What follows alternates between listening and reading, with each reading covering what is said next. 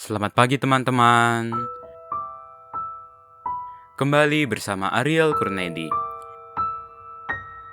Kita akan merenungkan firman Tuhan dari buku Renungan Pagi, Anak dan Pelajar.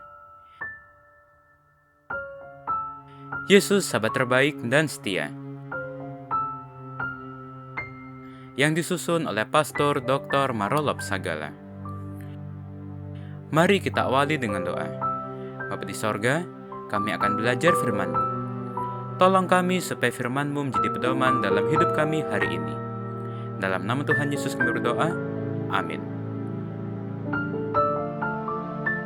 Hari ini, tanggal 28 Juni, judul renungan kita, Yesus naik ke atas kaki bukit. Ayat hafalan, Matius pasal 14, ayat 23.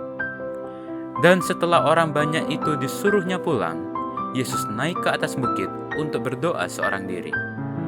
Ketika hari sudah malam, ia sendirian di situ. Cerita yang kita pelajari adalah peristiwa yang terjadi setelah Yesus memberikan makan 5.000 orang atau sebelum Yesus berjalan di atas air. Perut orang banyak bersama murid-muridnya yang sudah kenyang atas makanan pemberian Yesus lewat mujizat menyebabkan orang banyak yang digerakkan oleh murid-murid Yesus sendiri supaya segera mendirikan satu kerajaan duniawi. Adalah masuk akal menyimpulkan bahwa mereka sekarang mendorong orang banyak memaksa Yesus menyatakan kerajaannya. Sebagaimana yang tertulis di dalam Ellen G. White, Desire of Ages, halaman 378.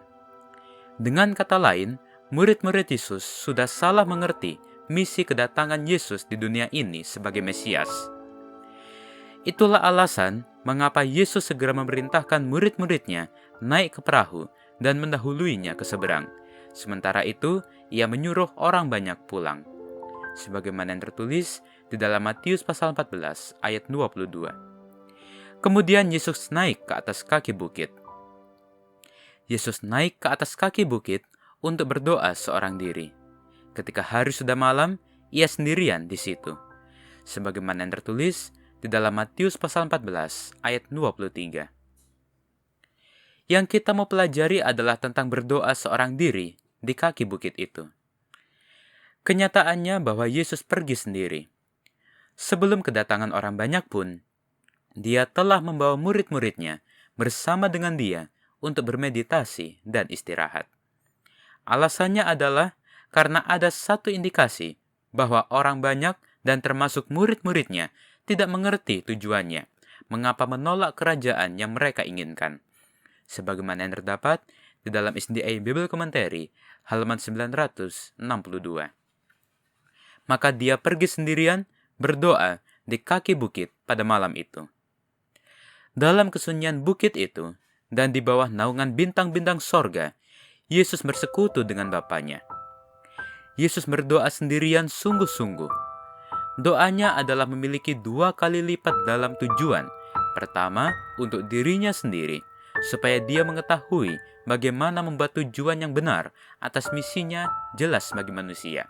Dan kedua, untuk murid-muridnya atas kekecewaan dan ujian yang dihadapi di tengah danau. Itulah alasan mengapa Yesus naik ke kaki bukit untuk berdoa dan bersekutu dengan Bapanya yang di sorga. Berdoa di tempat yang sunyi seperti Yesus di kaki bukit itu adalah penting. Itulah cara Yesus dalam hidupnya. Pagi-pagi benar, waktu hari masih gelap, ia bangun dan pergi keluar. Ia pergi ke tempat yang sunyi dan berdoa di sana. Sebagaimana yang tertulis di dalam Markus pasal 1 ayat 35. Berdoalah seperti Yesus untuk dirimu dan untuk orang lain. Mari kita akhiri dengan doa. Bapa di sorga, terima kasih untuk firman-Mu hari ini, di mana kami diingatkan bahwa kami harus rajin berdoa, sama seperti Engkau rajin berdoa.